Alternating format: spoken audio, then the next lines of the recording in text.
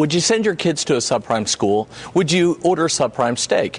Our country is not a subprime country. China is not going to cut off their number one customer, the U.S. That'd be like the top heroin dealer in the world. It might threaten it, but we can't afford cutting off, but they're not going to. But what's going to happen is the credit infrastructure of our country needs to be changed. Congress and people are pumping money, but what they're not doing is they're not fixing the credit system that's out there. Once they fix the credit system, then we will see our great country come back and we will see the deficits start falling.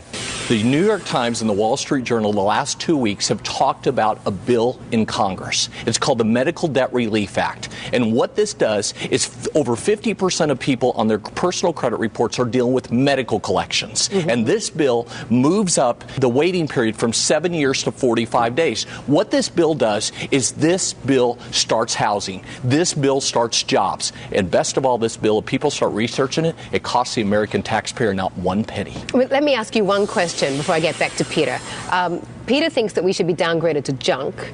Do you think that we should be downgraded, even if it's only one notch? No, and the reason being, we're different from Ireland, we're different from Spain, we're different from the other countries, and the reason being is the world needs a U.S. consumer. We need our money, and so I don't think Moody's will ever downgrade us to junk. What do you think of long-term treasuries as an investment? I think it's very troublesome what's going on, but I don't think rates are going to go up as everybody predicts, as high as everybody predicts, too quick, too fast. I think we're going to see where U.S. Treasuries maintain in a certain area between maybe a 3 and 4% yield over the next 1 to 2 years. Why?